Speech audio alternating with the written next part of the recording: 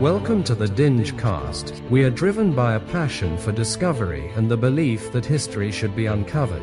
Our mission is to reveal the hidden realities of the past to bring history into the light. Welcome to the DingeCast. Welcome to the DingeCast. We are going to get in some very, very heavy stuff tonight, so get yourself ready. Strap on your seatbelt. Tonight's guest is someone who doesn't just study the past, she unearths it.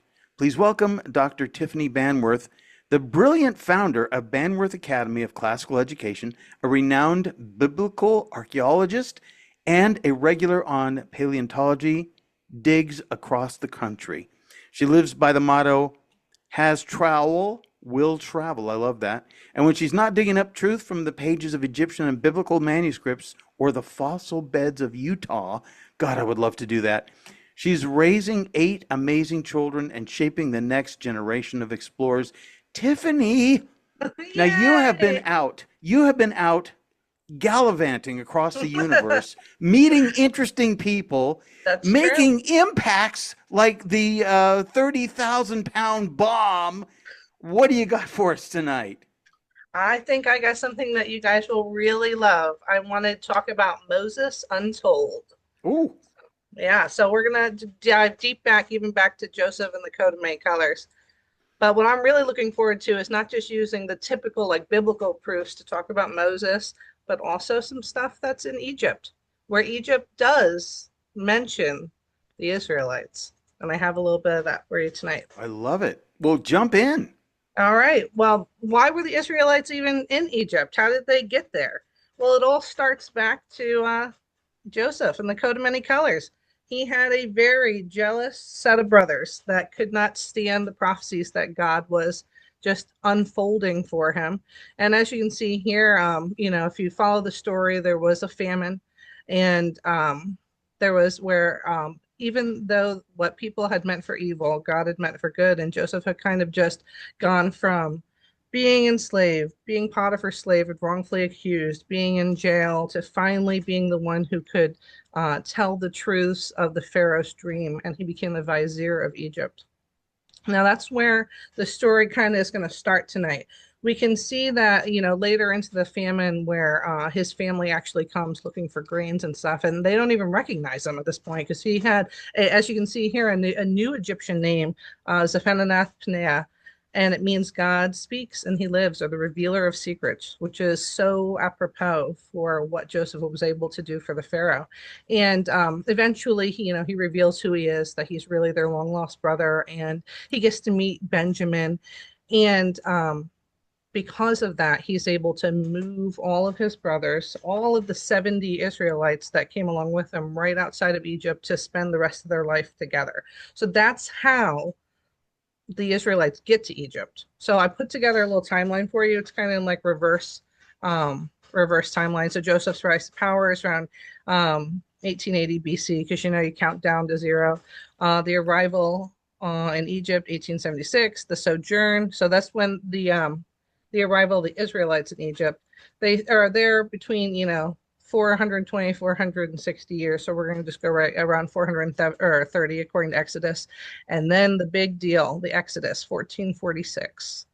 So we even have some, we have what's it called? We have an archaeologist who's, he's Austrian, Dr. Manfred Beatach is how he says his name. And he actually has a site that he thinks is Goshen. It's Avaris, which is in the Nile Delta. It's actually David Roll, who he has a theory that there's actually may very well be a statue of Joseph there. There's a lot of there's a palace of somebody who's ruling Egypt who's not Egyptian, and he has, if you scroll up, you can see some of the pictures that I put in onto the next slide. Or I'm scroll down, I'm sorry. So that's where Avaris would be with that city, and then keep going a little bit more. See right here, this is a statue where you can see how they've almost, the old paint is still readily visible, and it almost looks like a coat of many colors. So this person's haircut is typical of the Semitic people of the time and not of Egyptians. And so it's very unusual that we just happen to have avarice out there that has somebody who was Semitic ruling in Egypt, because, according to the Bible, Joseph was second to Pharaoh alone. And he just happens to have a coat of many colors with a statue that was found in the same location. So there's a lot of unusual things to kind of tie back together, but this is definitely a proof of a Semitic people, no matter if you believe it's Joseph or not, in an area around where they should be, as according to where Goshen is in the biblical sense. So that's part one of our Egyptian proofs. Yeah, but we're going to keep rolling through this. So the Israelites grew massively in numbers. Okay, so they were there for, we think about 430 years. So they started out with 70 people when they showed up. And you figure the Pharaoh at that time was incredibly welcoming to these people, because it says that he even let Joseph use his own chariot to kind of like help move all of the supplies over. So, I mean, and this was at a time where Egyptians and Israelites were not allowed to eat together, and then the Pharaoh's using his own chariot to move them in. So it's definitely we're not going to see any type of persecution under this Pharaoh's reign. Okay. But under 430 years, he's going to die. And not only that, but it says that the Pharaoh, where our story picks up again, didn't know this Pharaoh at all. And at this time, the people, if you go to the next one, it says that they had grown to about 2.5 million Israelites. And, so that's quite more than 70. Yeah. So, you can see why the Pharaoh of that day, which there's some argument later on about it, why he would be a little bit concerned about that growing populace, because they are a huge amount of people that do not believe in the divinity of the Pharaoh, because the Pharaoh was supposed to be a god in ancient Egypt. And you have 2.5 million people right on the outskirts of your town who have no concern about the Pharaoh and have no concern about the Egyptian gods. And so he was, with good reason, concerned. But the way he went about it was he started killing the Hebrew boys, even so much as trying to pay off a couple of the midwives to kill any of the baby boys. Now, these Jewish midwives weren't going to kill the baby boys of their own people, so they disobeyed, and that's when they started to go in and take matters into their own hands, which is where it gets really miraculous. Because, you imagine, we know that, so I did go through here with the theory with David. If you ever get a chance to look up David Roll's theory about it, it's pretty captivating about how it could possibly be Joseph in the land that is later Goshen, with see how it says 600,000 men of fighting age. So that's basically how they got their counts, because if they have that many men of fighting age, you have older men, younger men, women, and families, and that's how they were able to kind of piece together that number. Also, it's important, before we move on, to say that they were building supply cities in Pithom and Ramses, supply cities. Notice that never does it say pyramid builders. Never does it say rock-hewn stone experts. It says mud clay builders in the Bible, mud and hay, basically, and straw. And we'll get back to that. We'll keep going. All right, so let's keep going through to the next one. Here, let me move also with it. So we have a notable archaeologist. Keep going, because I'm on where it says, Batayak says, we have a population, certainly not Egyptian, living in the northeastern delta. Their tombs contain sheep and goats, and they were not the typical Egyptian burial animals. So this is straight up archaeological proof that there are non-Egyptians that seem to be, Semites living in the land. So you don't have to take the Bible's word for it as the inherent word of God. If you're looking for archaeological proof, we have it here. Okay, so we do have proof that the Semites were likely moved by the Egyptians, because they referred to them as the Asiatic, because you assume that if you're looking at Egypt, they're coming from the Asia side. And really, a lot of people don't even think about it. Israel and all the Middle East is Asia. They're technically Asian.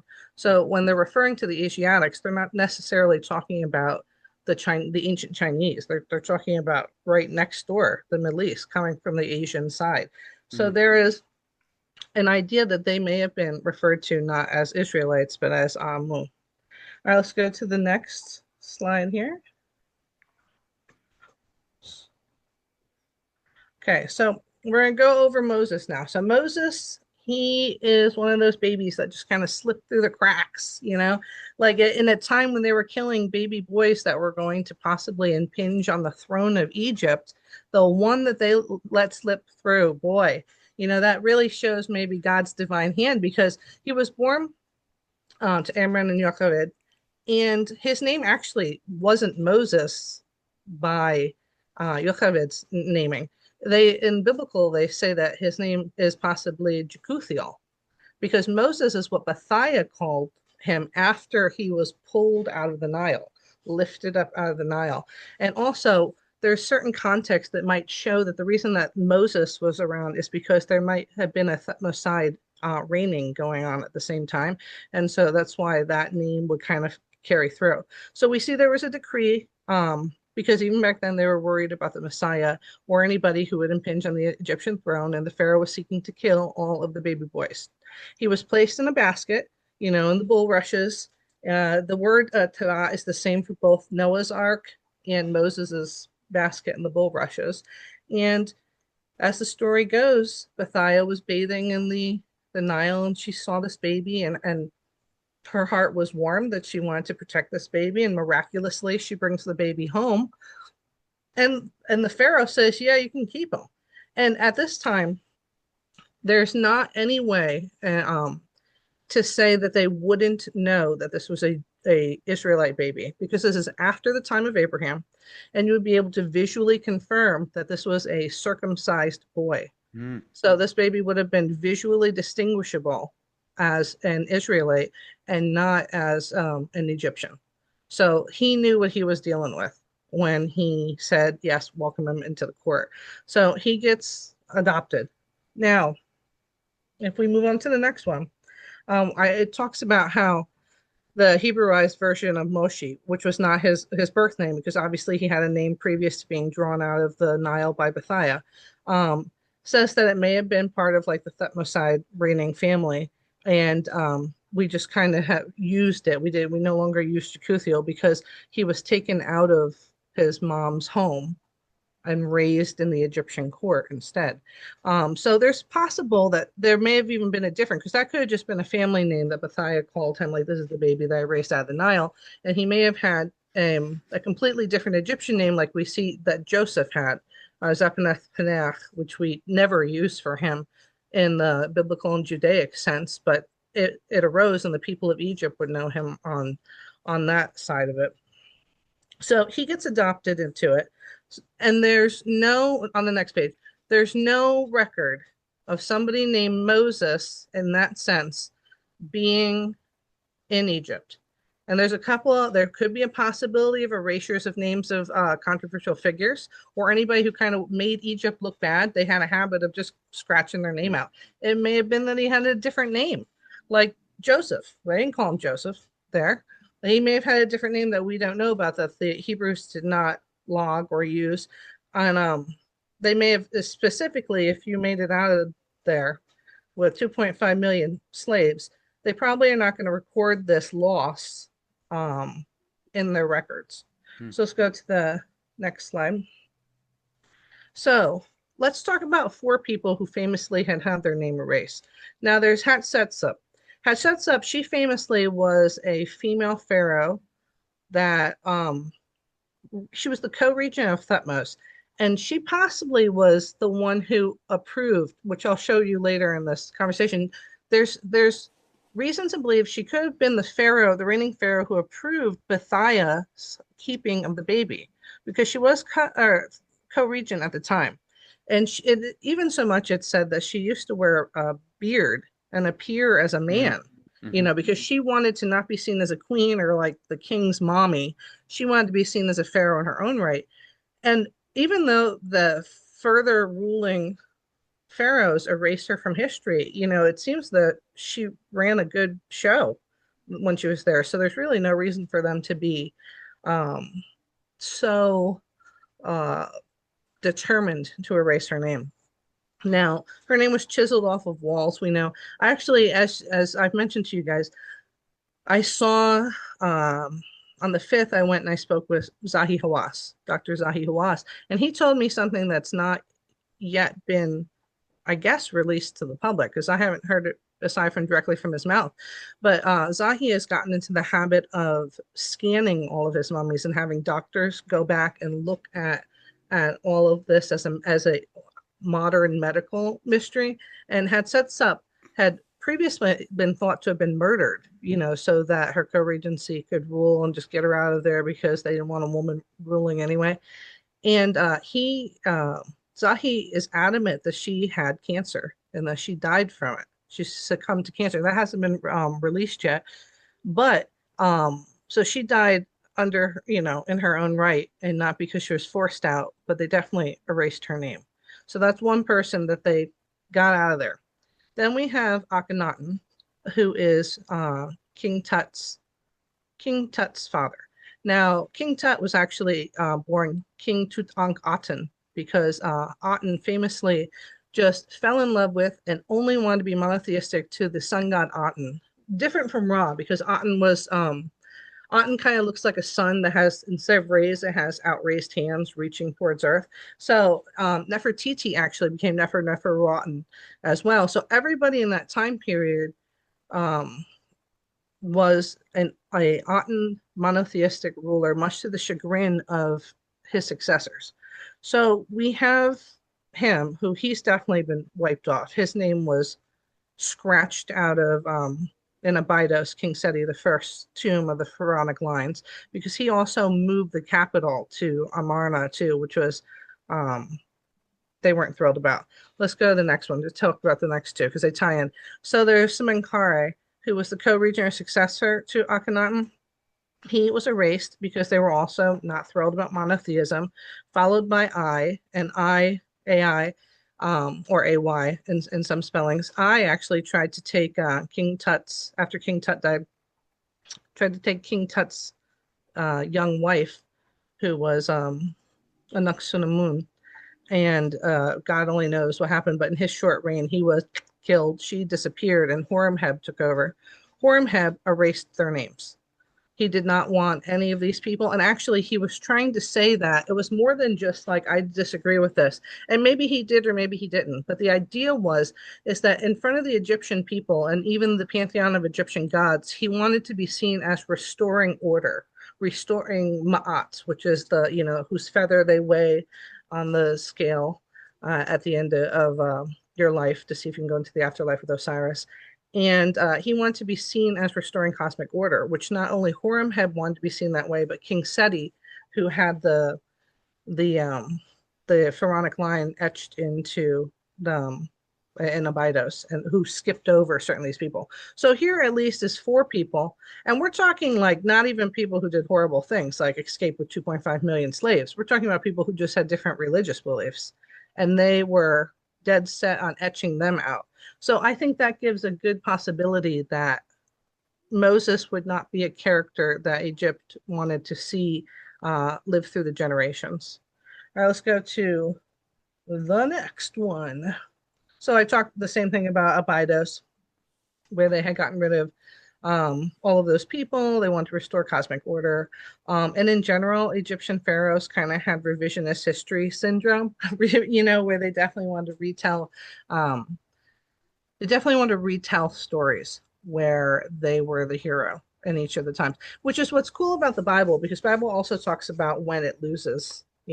That's all restored when the Israelites were stiff-necked people that refused to honor God, or when they even built the golden calf. Like, all of that is detailed. Not to say that it's okay or good, but to say that it happened. And that, I think, is why you can kind of say it is a reliable source of information, because the good, the bad, and the ugly are all in there. Let's keep going. So Moses himself was a disruptive figure. He aligned with the Hebrew slaves. You would think that he would want to have stayed with Egypt after they saved him out of the bulrushes and was raised there. But once it kind of revealed to him, there's the story of him watching, he had known of his Hebrewness and he had seen the Israelites. One Israelite was just being beaten. And it says that he rose up against the guard or the slave master that was beating him and unintentionally killed him. He didn't know what to do, and in a panic, he hid his body in the sands. And he had hoped that nobody had seen what had happened, but he had tried to say something to help the Israelites because he really was on their side at this point. And they said, "What are you gonna do? Kill us like you killed the slave master?" Which is why we see Moses run. He runs for 40 years. So even the Hebrews were kind of turning their back on him. So we're going to do this is the overview. So now we're going to backtrack for a little bit. There's a lesser known story that's not in the Bible. It's in what's called the Jewish Midrash. And the Midrash is kind of like verbal stories that now are written down, but they were told verbally from year to year. So the original story about Moses was that when he was taken into the courts of ancient Egypt, that the Egyptians, like wise men and magicians and people who helped him rule, are like, "What are you doing? Why is this baby here? Don't you understand he's going to take over your court?" And they devised a plan that said, "Okay, we're going to see if he really wants to take over, if he's destined to take over. And we're going to present to him two different things: beautiful, glittering gold or a fiery coal." And it says that Moses reached out for the glittering gold that any baby would look at and take, and changed his hand to pick up that piece of burning coal. And that he further so put the coal in his mouth that it was so hot that it like forever made it so that he couldn't speak right. He had a lisp or something wrong with his tongue and his lips. And then everybody in the court looking at him said, obviously this baby is not bright enough to overthrow the throne. So never mind. He's fine. He can stay. So this is where we see, which is only in the Midrash and not in the Bible, why Moses had that speech impediment where you say he was slow to speak in the lisp. It goes back to a claim that he may want to usurp the throne later in life, and God himself as an angel injure him, which this will come up twice in his life after this. So this time and two more times, injure his speech. Okay, this is very important to protect him. All right, let's go to the next one. Okay, so then we know, I said he accidentally killed the Egyptian. He buried the body in the sand. Everybody saw it happen. He's getting out of there. He disappears, and at one point he's going to get called back. He goes into the land of Midian, finds a wife, Zipporah, and starts his family. But this is very important. Everybody had called God before this point El Shaddai, which is God Almighty. And what's also important to say is El means God, Elosha is two gods, and Elohim is three or more gods. So in the Old Testament, he's called Elohim, which is three or more gods, which a lot of people say there's no triune God in the Old Testament. There's no Trinity, no Godhead. Elohim gives you kind of like a wake-up call that perhaps there were. But he was called El Shaddai by Abraham. But very importantly, in the burning bush, he says, well, who do I say sends me? He says, call me Yahweh. I am who I am. And that is so incredibly significant. All right, let's go to the next page on that so we can get into a little bit of this Yahweh bit. The Yahweh is now famously called the Tetragrammaton. And the Tetragrammaton is the four-lettered name of God, because in Hebrew they didn't put the vowels. So we're just looking at Yod-He, Vav-He. And the Vav can be a W or V in modern speak. In Hebrew, they didn't even say it. Adonai, Hashem, they never, even now you see the Jews will write God G-D. They don't, it's too holy to say. But this is very significant, and I'm going to tell you why. Notice that it says, it can be translated as I am who I am, or I will be what I will be. Now remember, in the future, he's the future savior of the world. So this is very indicative of he is then who he will be in the future. But it gets even more on the nose. So let's go to the next. So I show here what's a little bit about gematria. So in Hebrew, all the letters in the Hebrew alphabet have a number associated with it. Well, specifically Yod He Vav He is 10,565. So let's keep that in mind as we go through the next one. And this is also how you'll be able to in the future kind of depict the 666 analogy with the number of his name. All right, go to the next slide. All right, so this is incredible. So I'm just going to straight up read. I'm not a biologist by any means, but so I'm going to read this to you word for word. DNA and the 10-6 or 5-6-5 pattern. Every living cell in your body contains DNA, a molecule that carries the instructions for life. DNA is structured like a twisted ladder, and the rungs are made of paired nucleotide bases attached to a sugar phosphate backbone. When DNA replicates, enzymes read these sequences and copy them with stunning precision. Here's where the connection is drawn. Some researchers and theologians have proposed that during the molecular coding and structure of DNA, particularly in the spacing of the sulfur bridge markers that hold the DNA structure, that there's a repeating chemical pattern. Let's see what the chemical pattern is. 10 atoms, 5 atoms, 6 atoms, and then 5 atoms. It just so happens to be the same numerical sequence as gematria for Yod He Vav He, Yahweh. These numbers correspond to atomic spacings between sulfur atoms used in disulfide bonds, a structure necessary for holding proteins, which are encoded by DNA together. The resemblance is poetic and not literal, but it's led us to marvel that God has woven his name into the fabric of life. It literally says Yahweh in all DNA. So let's keep going. So obviously, it doesn't say that DNA spells Yahweh, but it does say that the repeating numerical pattern of the sulfide bridge connections do happen to repeat at exactly 10, 5, 6, 5, which aligns with the gematria of God's name, which is viewed as a divine signature. All right, let's keep going. All right, so let's see. We did say that. Keep going.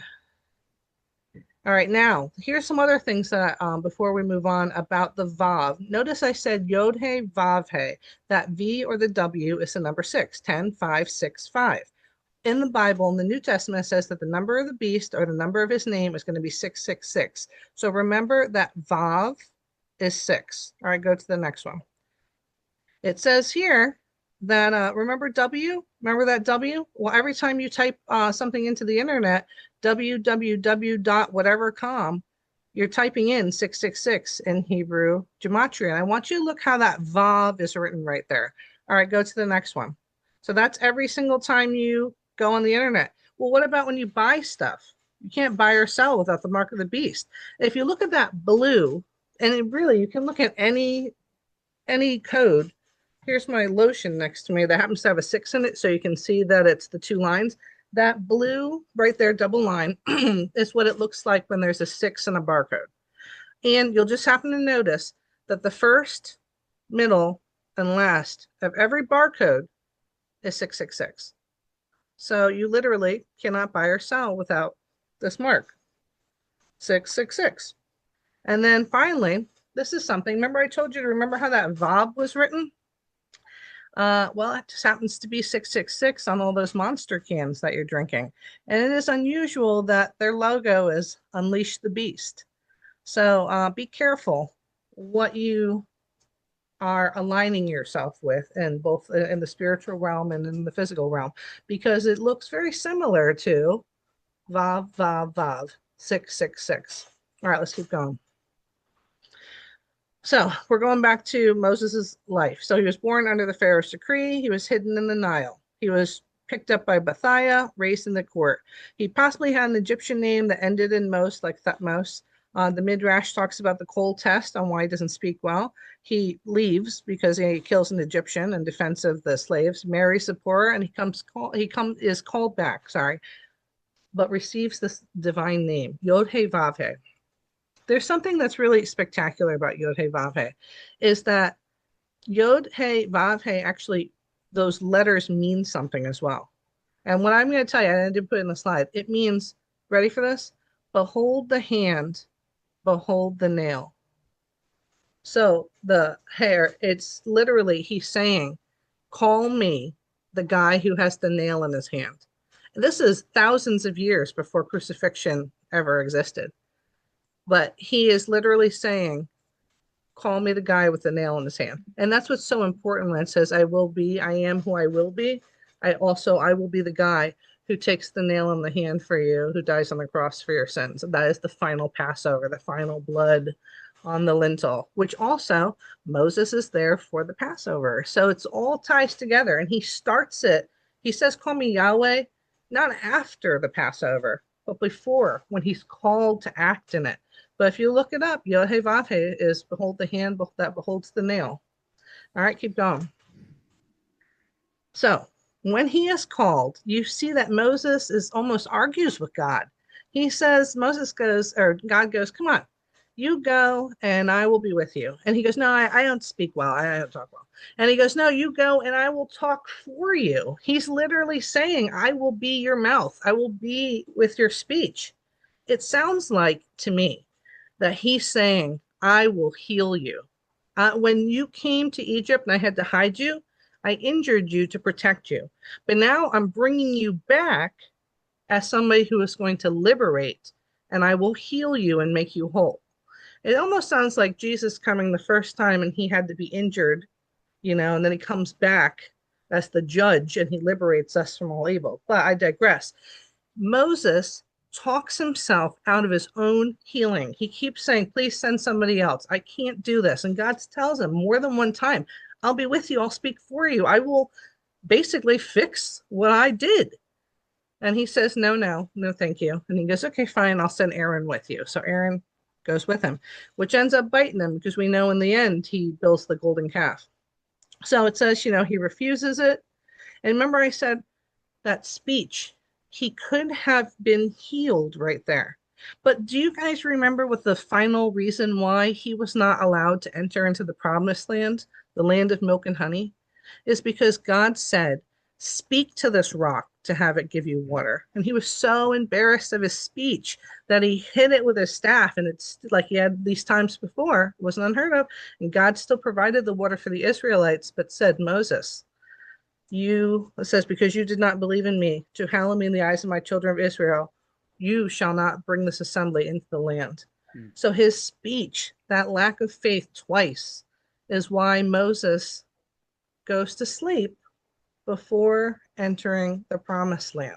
And imagine if he would have been healed when God offered more than once, he probably would not have been ashamed to speak to the rock either. And he would have been able to make it to there, because only Joshua and Caleb made it to the promised land. Everybody else died away because they were a bunch of stiff-necked people who just like, with Sodom and Gomorrah and Lot's wife, kept looking back to Egypt. Oh, at least in Egypt, they gave us meat. We're going to starve with manna, because manna means, what is this? All right, keep going.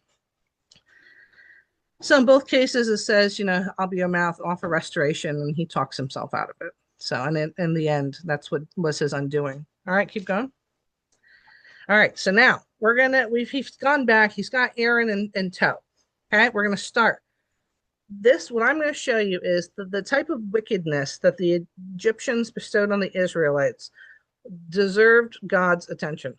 Okay, God said that he was going to free these people. They were looking forward to being freed. And with these 10 plagues, 10 is the number of completion in Judaism. So you see the 10 commandments, is the fullness of God's law. There's 10 generations between Noah and Abraham. So it is a number of completion. So we get here, and a lot of people think that Egypt didn't have any power, that they just showed up and it was just the one true God and they were just, going through the motions. But I dare say there's something else going on here, because if you look at the story as it's told, the Pharaoh says, yeah, prove yourself, do a miracle, so I know you're not just wasting my time with idle threats. And Moses goes, Aaron, throw your staff down. So important. Aaron's staff turns into a snake, a serpent. But so do the other people in the Egyptian court. The magicians of Egypt had magic, real magic that worked. This isn't just lip service, because their staffs also turned into serpents.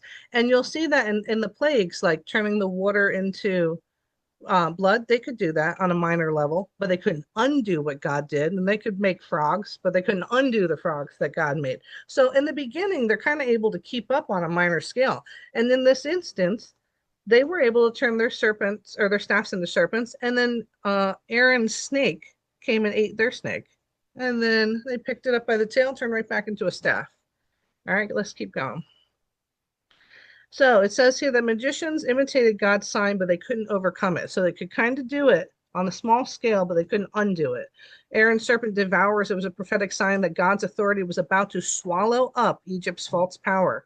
And the moment previews the coming place where the Pharaoh's heart is hardened despite the signs, and God's hand begins to dismantle the Egyptian pantheon. All right, let's go. So why 10 plagues? So like we said, 10 is the number of completion, fullness, divine order. It represents the entirety of something accomplished. The 10 commandments, like we said, are the complete moral code given by God. There are 10 I'm sorry, I said Abraham. It's also Adam to Noah and then Noah to Abraham. It's both. So 10 is the completion of eras. All right, let's keep rolling. So why do you send the plagues? It wasn't random. This is what I really meant to say today, is that it wasn't random. They were intentional and complete. It was intentionally to inflict pain and distress and embarrassment on certain Egyptian gods. And you're going to see where we're going to go through which one. 10 plagues for complete divine judgment. And you have to understand that as they stood there, the gods, not even just the magicians, the gods sat there with their hands folded, that they couldn't do anything, as all of Egypt is begging for help, begging for intervention, doing all their sacrifices and spells and everything, and nothing is working, and they just have to sit there in complete humiliation. All right, let's keep riding through this. Okay, so he delivers a message, let my people go, but the rejection is met with escalating signs. By the 10th sign, the destruction of death of the firstborn, Egypt is devastated, humbled, and broken. It wasn't a punishment, it's a spiritual war against the gods.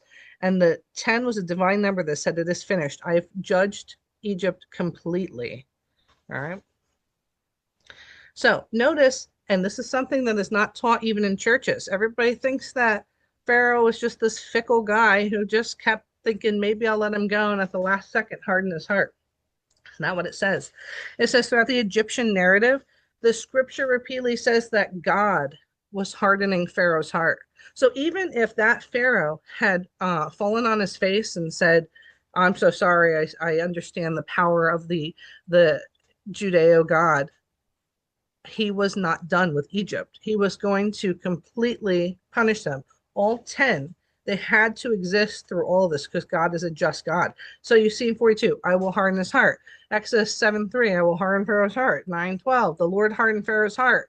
Again, in the next 3 verses, the Lord hardened Pharaoh's heart. In the next 3 verses, the same phrasing. It is not just Pharaoh being stubborn, the way it is conveniently taught. It is God doing this. God made it to where he was able to do his plan completely. All right, let's keep going. So each of the plagues. So we're going to go briskly through it. So the first plague was water into blood, which is, I put all the verses so you can follow along with it. The magicians were able to replicate it on a small scale, but they were not able to undo it. This is a punishment on the god Hapi, the god of the Nile. The result was the Nile, Egyptians' lifeblood is defiled. The Egyptians were digging around looking for Egyptian water. Also, Sobek, which is the crocodile god of the Nile, too. You have to understand that in this desperation, all of the people are begging their gods to intervene and to help, and which they had answered prayers in the past. The spells did work in the past, and they are conveniently, these gods are just sitting on their hands not doing anything. So it's starting to get desperate, but this doesn't last long. It's like 3 days. So we move on to the second plague. We have frogs. So the magicians were able to replicate and make more frogs, but the Pharaoh's like, I don't want more frogs. I want less frogs. Undo the frogs, and they couldn't undo what God had put into working order. And Haqet is the goddess of fertility, and it's which is a frog-headed god. The frogs are everywhere, in the homes, in your shoes, in your beds. The Pharaoh is begging for help, right? And then finally gets Moses to undo the frogs, and then God hardens his heart. All right, let's do the third one. Gnats and lice everywhere. I was in the desert with gnats, and I couldn't even imagine being completely afflicted at all times. Now, by the third plague, the magicians couldn't do it. Okay, so this is God judging Geb, which is the god of the earth, where dust becomes lice.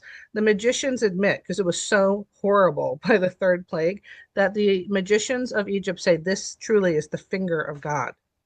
So, which is in Exodus 8:19. We move on to more gross and pestilence. The fourth plague, flies. The magicians are silent. They can't replicate it. Khepri is the god of creation, who is fly-headed, so it's an obvious on the nose. The result is that Egypt is ruined by swarms, and God at this point is distinguishing between the Egyptians and the Hebrews. The Hebrews are not being afflicted in Goshen, but the Egyptians are. And now we go to the fifth, the death of the livestock. Magicians, again, powerless, silent. God is judging Apis and Hathor, which is the sacred bull and cow deities. The result is that Egyptians' economy collapses. The Hebrew livestock is untouched. So all of the animals are dying. And we're not just talking cows. We're talking all of it. Oxen, like livestock, dead. Not the Hebrews, though. So there's a clear distinguishment that I have set you aside and you are my people and you are being punished at this point. So now the boils. The magicians are unable to even stand before Moses at this point because it's horrible. God is judging Imhotep, who's the god of healing. And the people at this point are begging their gods. They are doing all the rituals. They are doing all the sacrifices. They are saying all the spells, and they are being ignored by their god and afflicted by a different god who's obviously more powerful. God of the Jews, the Judeo-Christians, the Israelites, the Hebrews, is humiliating Egypt. So the results, the magicians themselves are struck, and God attacks Egypt's health and now the priesthood. All right, let's go to 7. Hail and fire. The magicians are absent. The judgment is unstoppable. This time it's Nut, Shu, and Set, the gods of sky and weather. Everything's destroyed. The trees, the crop, the livestock's being pelted. They got more. Those are being destroyed. Don't go outside. You're going to get hit with rocks and killed. The Egyptians are fearing the Lord of the Israelites and are taking cover there, hiding in their homes. 8, the locust. The magicians are gone. Set and Seth, same person, and Neper, the god of storms and crops. Whatever's left, any greenery possible, destroyed.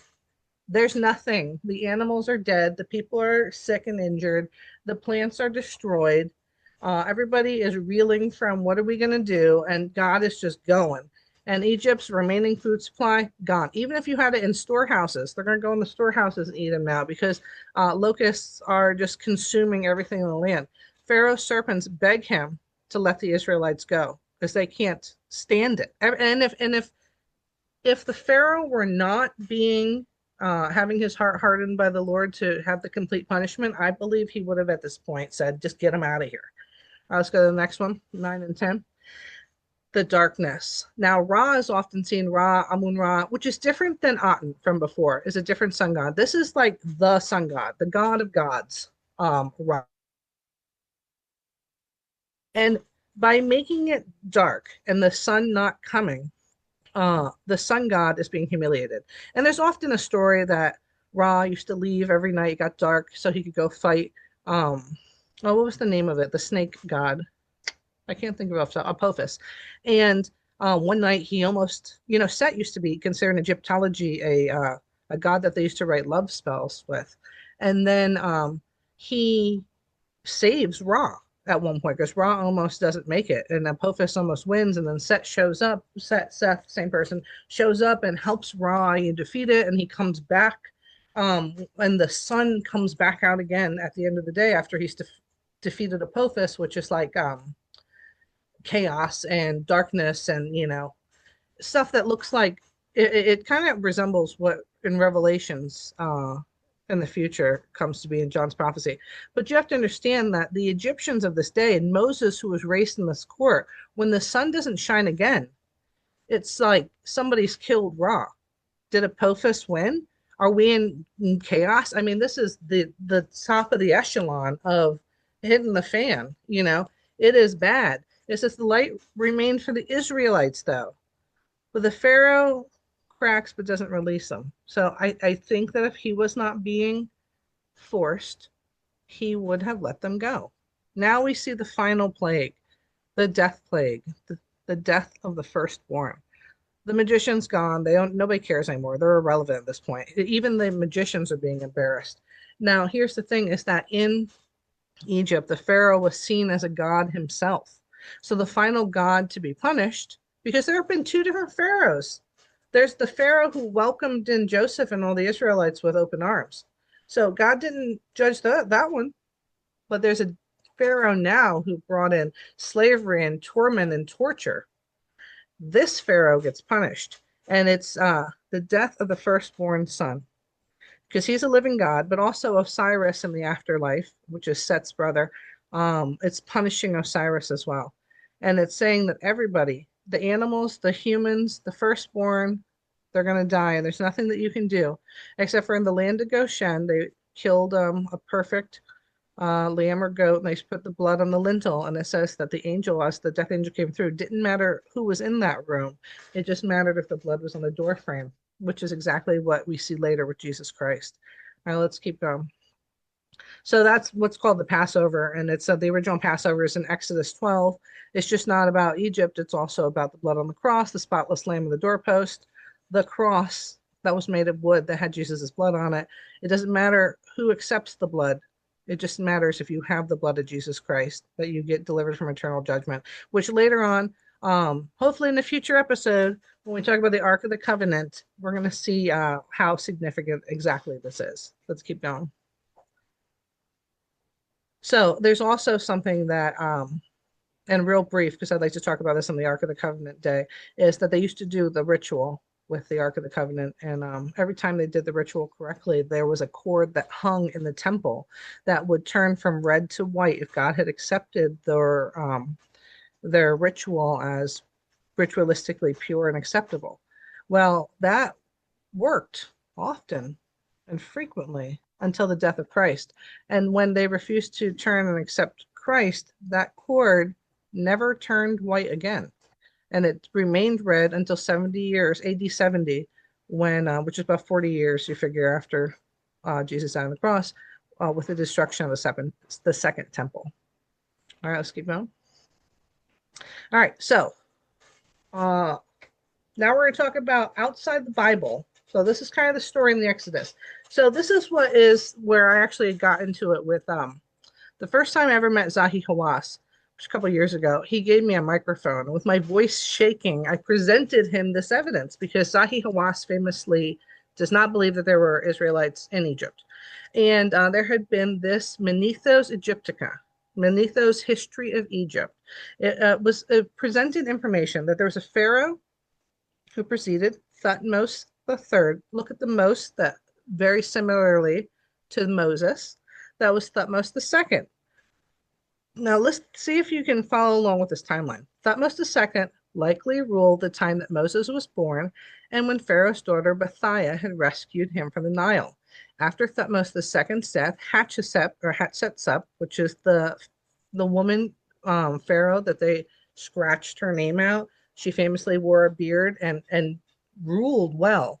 She was the wife and the half-sister and ruled as co-regent, and later declared herself pharaoh. During this time, a young Thutmose III was groomed for leadership. Moses would have grown up in the palace under Hatshepsut's reign. So it would make sense why Thutmose II was like, get rid of him. And all of a sudden Hatshepsut was like, okay, he can stay, because she was, peaceful and whatever. And then Thutmose III, but here's where it really kind of clinches, okay? Because they talk about the pharaoh, the oppression, and all this stuff. So once she died, Thutmose III, which we now know, according to Zahi, is from cancer and not from assassination attempts. Thutmose III assumed full control, reigned for over 50 years, and fits the profile of the pharaoh of oppression, which would be the pharaoh who lived through all of these plagues, which is weird. Why would they call him that? This is an Egyptian text that forced the Hebrews into labor and ruled when Moses fled Egypt. When Moses returned 4 years later, Thutmose III was on the throne, making him the pharaoh of the plagues in the Exodus. But here's the clincher for me. is that his first son, Amenemhat, firstborn, should have been king, never ascended to the throne, and is believed by some scholars to have died under mysterious circumstances, possibly the victim of the 10th plague, the death of the firstborn. So he is not the next pharaoh. We don't know, he just died. He should have been thrown. And then that opens up the pharaoh who did become the second born. It opened up the path for Thutmose the fourth to take the throne, even though he wasn't the heir. Interestingly, Moses' name may reflect the Egyptian upbringing, possibly shortened to names like Thutmose and Ramos, which is an Egyptian root meaning born of a deity, suggesting Moses may have had a fuller Egyptian name that was later Hebraized. All right, let's go. Now, this is the dream stele. Have you guys heard of the dream stele? It is the stele. It is a stele that is in between the feet of the Sphinx. And essentially what it says is, when it was decoded, it says that Thutmose the fourth, the one who took the throne instead of Amenemhat, that he had a dream in which he was told that if you unbury the paws of the Sphinx, that you'll be able to be the king instead, the pharaoh instead. So it says, while he was still a prince, he fell asleep in the shadow of the Sphinx, and which appeared to him and promised that he cleared away the sand and restored it, that he would become the pharaoh of Egypt. This story was likely intended to justify an unexpected rise to power, suggesting divine approval, especially since he was not the crown prince. It should have been Amenemhat, who just died out of nowhere. Some scholars see this as indirect evidence of the original heir, possibly Amenemhat, who died prematurely, aligning with the biblical account of the death of the firstborn in Exodus. Now, if you scroll up, you can see the dream stele. It's there. This is proof that for some reason, now extra biblical in Egypt, that there was a firstborn who died of mysterious causes at the same time as at the same time as what would be the Exodus. And this is kind of like a rubbing impression of it on the right, and this is where it is literally still there today. So this is extra biblical. It shows that there was a skip in the lineage, and Amenemhat gone. We don't know what happened to him. Mysterious causes, don't want to talk about it. That type of situation. All right, let's keep going. So then there's also, which this comes back, it talks about when everybody's leaving during the Exodus, that it says that the Egyptians, when it was time to go, when the Pharaoh finally found out that his firstborn was gone and said, you know what, get out of here, that the Egyptians got out so fast that their breads didn't even rise and the bread was flat and they just ate flat bread, which is why on Passover you don't put any yeast in the bread, and yeast is equated to sin. Because if every time you linger around Sodom and Gomorrah, you look back at ancient Egypt, that is that lustful intent for sin. So that's why it's equated here. But it's very important to realize that there also was a verse in the Bible that says that the Israelites were given power or favor, and that for some reason they gave all of their jewels and gold and everything to the Egyptians. So when the Israelites left, they were leaving with all, and not by force. The Egyptians were just handing them gold and jewels and all this stuff, a supernatural transfer of wealth, which is very important. Now that's in the Bible, but we're going to see where in an Egyptian text it talks about it. All right, keep going. Tragically, it does talk about that same gold that was given to them by God, really, was what they used to make the golden calf in the desert when Moses was upstairs in the mountain receiving the Ten Commandments, which we'll talk about more on the Ark thing. Then we also see the Red Sea miracle when they finally are getting out of there. That Moses, and this is important because I'm going to show you how it parallels to the Egyptian narrative. The Pharaoh followed Moses. Moses famously parts the Red Sea with his staff. They're running out of there. As far as Egypt can see, the Israelites run in, the Egyptian army runs in, and then the water closes. Okay? And that's all they never saw the Israelites again. They never came back. They wander around the desert for 40 years. They don't come back. Okay? Israel disappeared and there was never saw again by that generation of Egyptians. So, and I'll show you how the baptism into freedom, as they say. All right, keep going. I'll show you how that ties in with it. So the Ipuwer papyrus and the plagues of Egypt. And the Ipuwer papyrus, which is the second intermediate period, this is what's mentioned in there. And you tell me if this sounds at all like the biblical plagues. There was rivers of blood. There was a plague throughout the land. He had no grain, or he who had no grain does not owner granaries, which is different. Gold and lapis lazuli are fastened to the necks of the female slaves. Remember, God gave them, for some reason, a supernatural deliverance of the wealth of Egypt into the hands of the Israelites, and the firstborn of the Pharaoh is dead. This is in the Impuer papyrus from the Egyptian side, not from the Israelite side. And this is actually the excerpt of the Impuer papyrus where it has it. It echoes of what we just talked about, the Exodus account that has theologians to consider the Impuer papyrus is possibly the Egyptian perspective of the plagues. That's from Egypt, where someone famous that we know says that there is no Egyptian implications of the plagues or anything. I dare say the Ipuwer papyrus is eerily familiar, but it doesn't just end there. Let's keep going. The Meneptah stele and the disappearance of Israel. The Meneptah stele dated around 1208 BC. The earliest extra-biblical mention of Israel was found in Thebes, the regular capital. This victory inscription by Pharaoh Amenemhat boasts that Israel is laid waste and his seed is no more. Well, why would they think that Israel disappeared and was laid waste?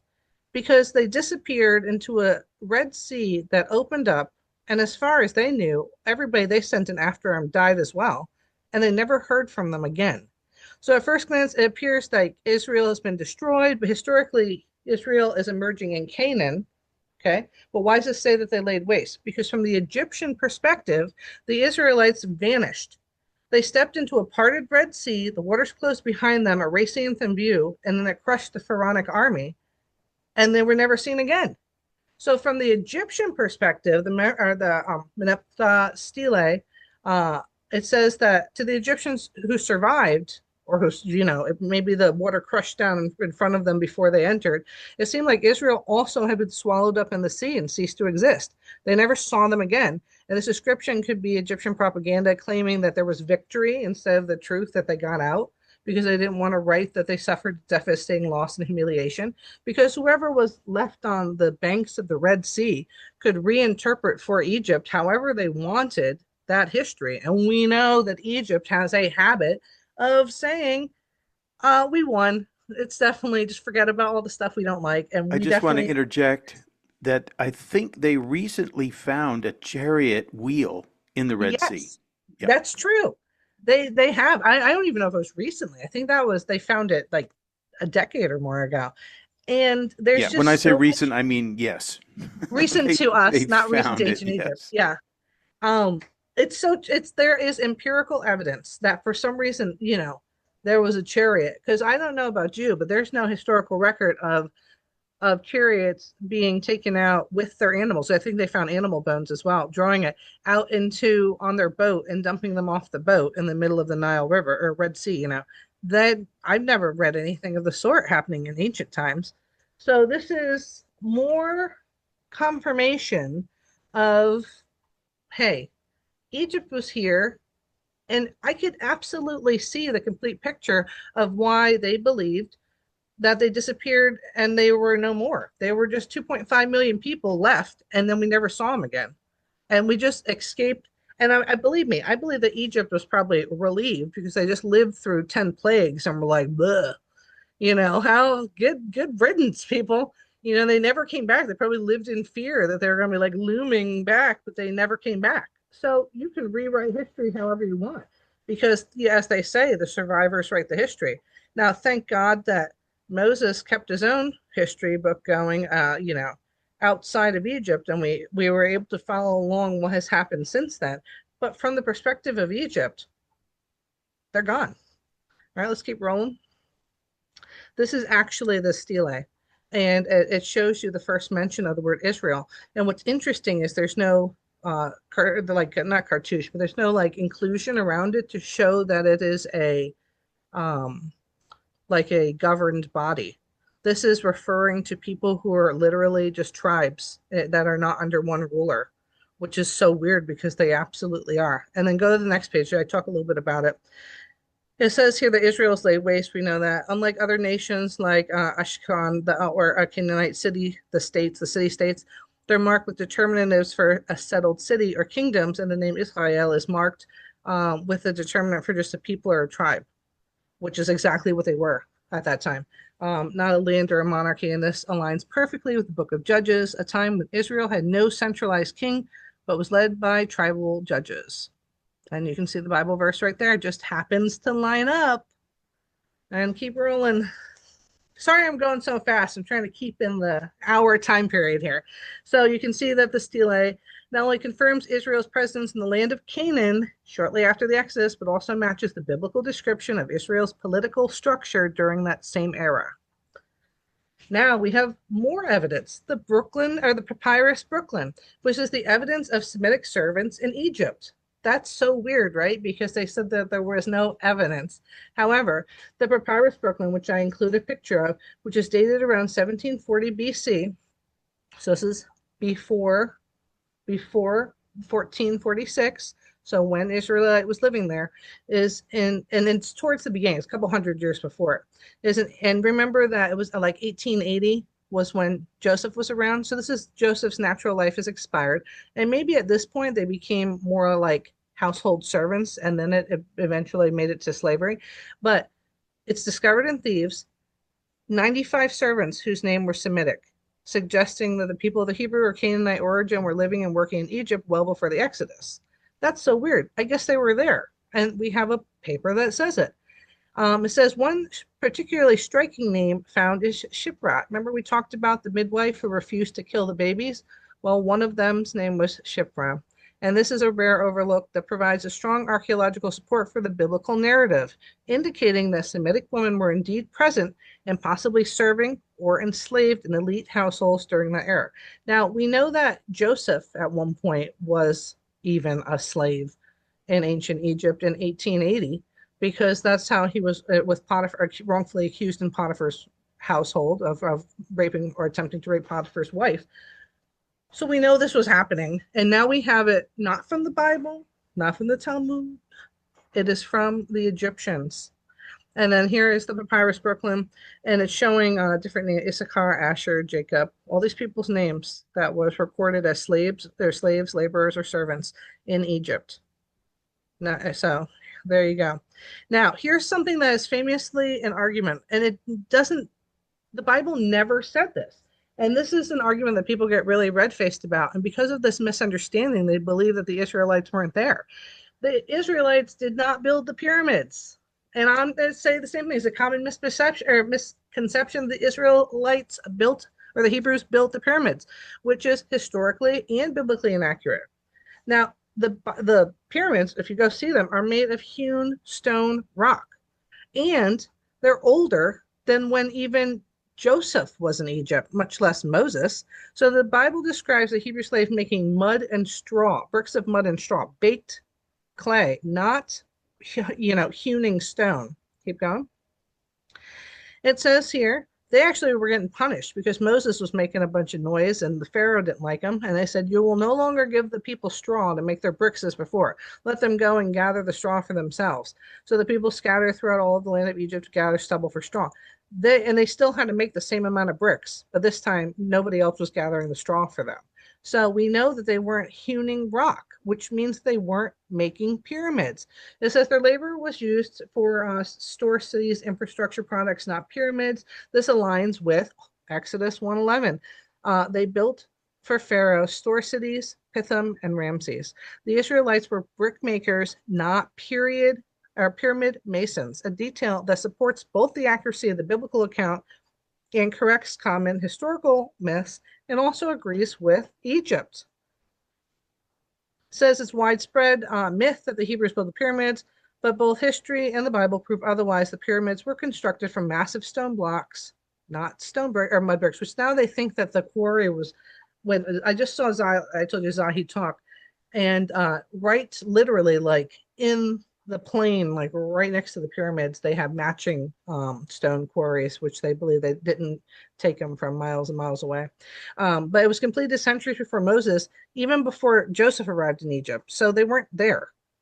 They were not there because Joseph arrived, like we said, 1880. This is archaeological discoveries even show that the pyramid builders were paid Egyptians and not slaves. And Zahi has even found the burial sites right next to the pyramids where they were buried with workers' tombs. And there's graffiti too. There's graffiti inside the tombs as well from them, indicating respect and compensation, not oppression, before Joseph even got there. It says that the Bible tells us that the Hebrews work with mud and straw, not stone. We already said that. Keep going. It says that this means that Hebrews were involved in infrastructure projects and not the pyramid construction. And this is another thing too, because they have a lot of the proofs is that they found Egyptian receipts on pottery or whatever for being paid and stuff like that. But number one, a lot of those receipts come before Joseph even showed up, much less bringing the 70 Israelites and then, years later, 2.5 million people. But not only that, if somebody left with 2.5 million slaves and you no longer have a slave force, you have to hire people and pay them now because you can't just force everybody to do it. So I dare say that there may have been paid laborers the whole time, because if you're just kind of making slaves build things, you're not going to have them execute something that is excellently done with perspective of being aligned with, the sky of astronomy in Orion's belt, with perfectly hewn shaping. They're not going to be experts who have practiced the trade since childhood. These are going to be people you're just forced to throw some mud brick together, So I think that at the time of, even when the slaves were there, that they also had paid laborers running around as well, doing the fine niche work because we know they had Egyptian scribes who were paid to write all the hieroglyphs on the tombs. They didn't hire an Israelite to do it. They had people who were revered in their field to do things like this. So it's logical that Egypt would have continued project with paid labor before, during, and after the Israelite slaves. A doesn't have to equal B. All right, let's keep going. And like we said, there were other Egyptians were working with paid laborers during major state construction projects. Archaeologists have found payments on ostraka, pottery shards, papyri, showing rations and wages for workers. And keep going. They have in Deir el Medina, a village of tomb artisans. I mean, that's literally what they did. There were workers who received, listen to this, weekly grain payments, rest days, sick leave, and they even recorded labor strikes. So obviously the workers that were of Egyptian descent were treated better than the slaves. But in such records date across multiple dynasties, before, during, and after the Israelite slaves. And it says it proves that Egypt had a mixed labor force. Not that the Israelites didn't exist, not that they didn't build anything, and not that there was ever oppression, but that there was also people who were paid laborers. Some were paid and protected, others were enslaved and oppressed, such as the Israelites. It also supports the idea that after the mass Hebrew escape, Egypt relied even more on their paid native workers because they had to sustain the multiple projects that the pharaohs were dreaming up. Well, how can I cement my time in history? And then these are pictures of Aten and the Ark of the Covenant and a remaking of the Ten Commandments.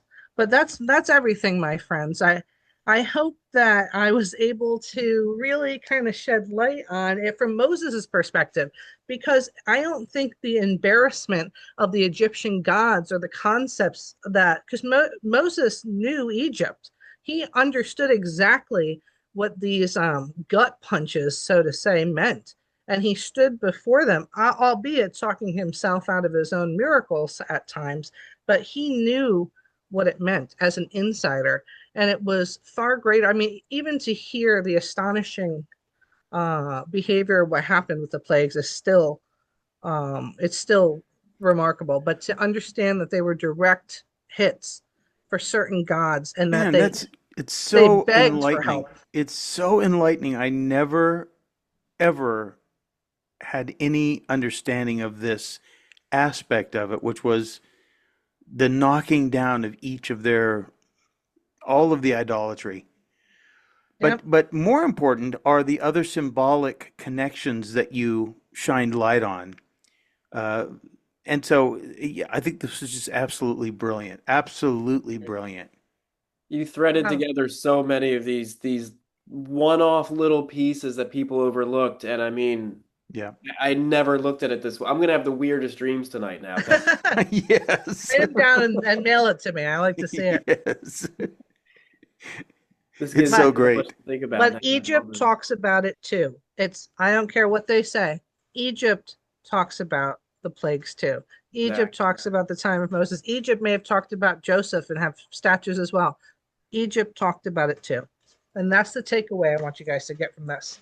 Well, and to consider, right, because we read history like history itself is the gospel, and you have to look at it as, well, who's telling me this? Who is the author? And you correctly helped to pinpoint to say, this is what you've been taught. Consider who it's coming from and look at the bigger context. I really appreciate the work that you've done to outline this, because this is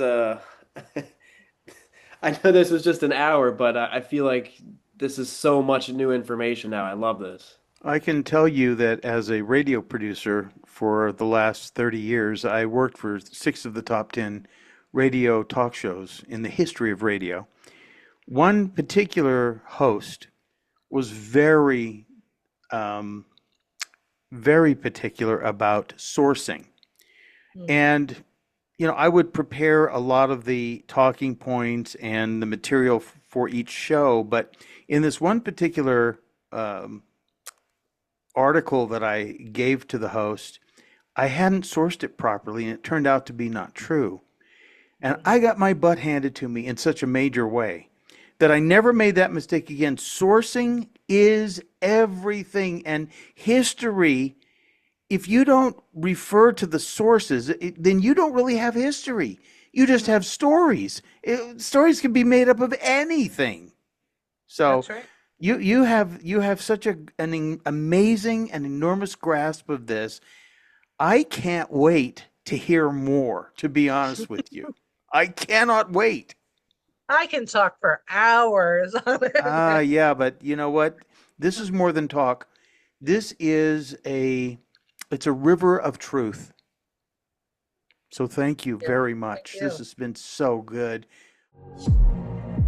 In David Master's new book, Flowing Through Time, Presence, Purpose and the Ultimate Journey into the Eternal Now, David explains, while clocks measure time in exact increments, human beings live time differently. We experience it emotionally, spiritually, we experience it relationally, and neurally. But when we are inspired, focused, or immersed in something greater than ourselves, time flies, disappears, or becomes irrelevant altogether. This mysterious shift is what positive psychology refers to as the flow state, a profound mental, emotional, and even spiritual condition where one becomes absorbed in the present moment. But flow is not just about performance or productivity.